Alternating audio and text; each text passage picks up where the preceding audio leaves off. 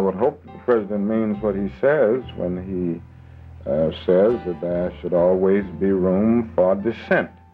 And we come to a tragic period in our nation when we equate dissent with disloyalty. Words as timely today as when Martin Luther King said them on national television 40 years ago. For a man of peace, the Reverend Dr. Martin Luther King Jr. saw more than his share of war. There was the often bitter war between white America and black America.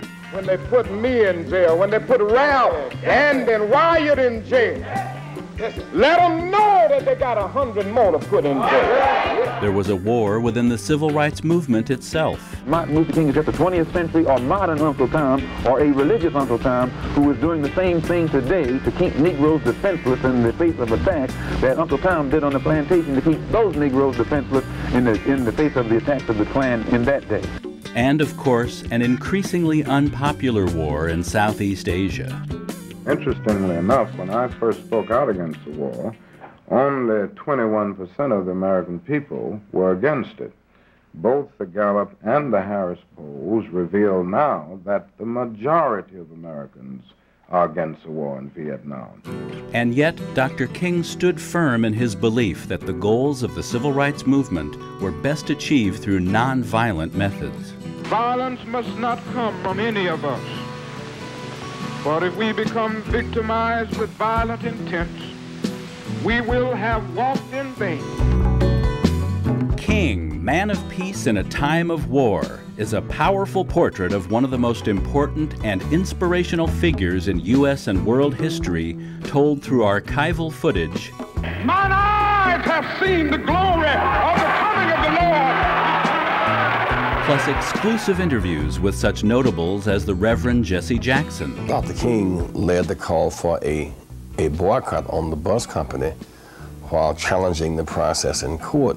General Colin Powell. The fact that we could go from 1963, where I can't get a hamburger in a southern restaurant, to 1989, where I become chairman of the Joint Chiefs of Staff, and it was that year or the next year that I went back to that same community and had a street named in my honor. That's remarkable progress. Congressman Charles Rangel. There were Jews and Christians and Catholics and Protestants, and there was a feeling that we've known each other for years. And the silence when Dr. Martin Luther King started to speak. Anchorman Howard K. Smith.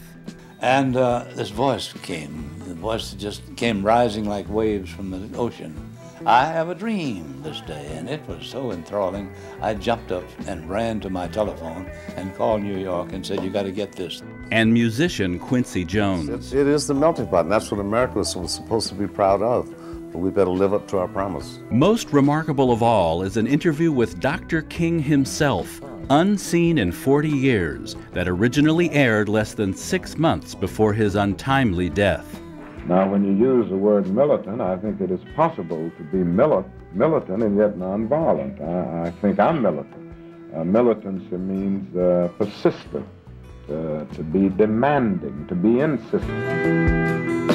King, man of peace in a time of war, is a fitting tribute to a man who remains an inspiration and a living, breathing force for social change. I'm trying to do something, trying to lead us somewhere that will bring an end to what I see as a terrible and a very tragic war, which is damaging the image of our nation here and abroad.